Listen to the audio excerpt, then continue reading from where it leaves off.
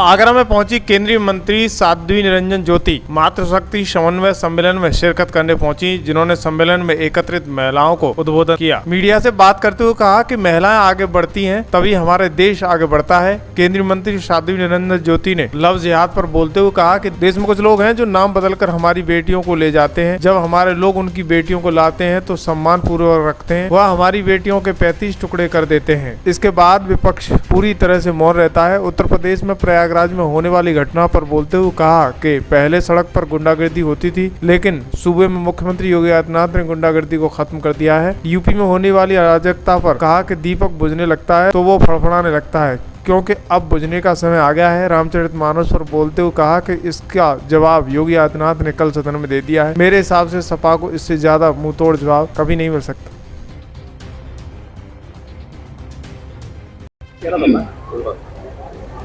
ठीक है, तो मैम आज आगरा में कार्यक्रम समन्वय सम्मेलन में क्या?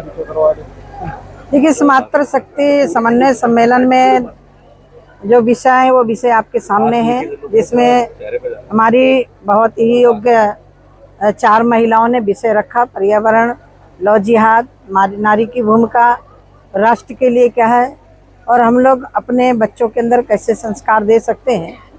मैं समझती हूँ कि किसी भी देश के लिए, क्योंकि हमारे देश की संस्कृति है यत्र नार्यस्तु पूज्यन्ते रमन्ते तत्र देवता, मेरे देश में हमेशा नारी का सम्मान रहा है।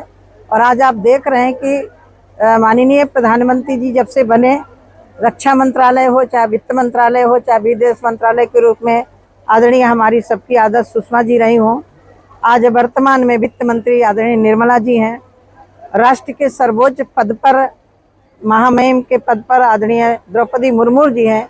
ये हमारी नारी समाज के लिए एक प्रेरणा स्रोत हैं।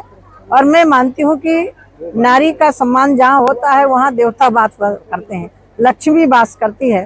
तो आज का ये आगरा महानगर का मातृशक्ति सम्मेलन, समन्वय सम्मेलन, उसमें मुझे बुलाया गया तो मैं देख रही थी कि किस उत्साह से महिलाएं आई हैं।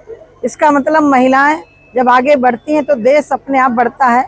यही कारण है भारत के यशस्वी प्रधानमंत्री जी महिलाओं को आत्मनिर्भर बनाने के लिए, आज मैं जिस विभाग में काम देख रही हूँ, ग्रामीण विभाग में, उसमें यूपीए की गवर्नमेंट में लगभग 2 करोड़ अकेले महिलाएं काम कर रही थी स्वयं सहायता समूह में।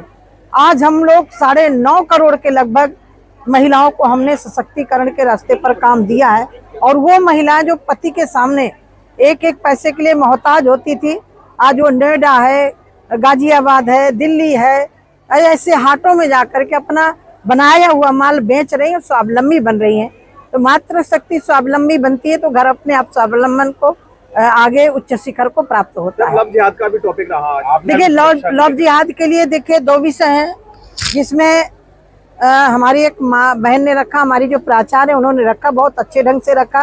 ये दुर्भाग्य इस देश का कि इस देश में कुछ लोग हैं जो नाम बदल करके हमारी बेटियों को, पढ़ने वाली बेटियों से दोस्ती करके ले जाते हैं। और दुर्भाग्य है, ले गए तो कम से कम सम्मान तो रखो।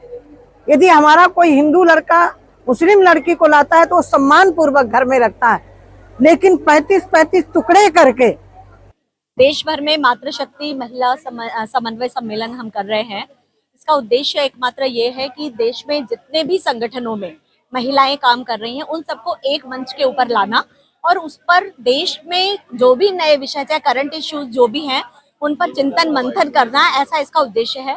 तो आज जो ये उत्तर प्रदेश में आगरा में इन्होंने 6 स्थानों पर किए हैं, जिसमें 3 स्थानों पर आज था, तो उसमें पर्यावरण पर और कुल मिलाकर के महिलाओं का योगदान 21वीं सदी में कैसा होना चाहिए, आत्मनिर्भर भारत में योगदान कैसा होना चाहिए, ऐसे अनेक विषय हैं जिन पर यहाँ पर विषय आए और उन पर चर्चा हुई। और इसमें समाज के सभी तबकों के, इस पर समाज के सभी तबकों की महिलाएं आई हैं, स्लम से भी आई हैं, गाँव से भी आई हैं, शहरों से भी आई हैं, और एडवोकेट्स भी, डॉक्टर्स भी, प्रोफेसर्स भी, ऐसे सभी फील्ड की महिलाओं को हमने एक साथ लाया है।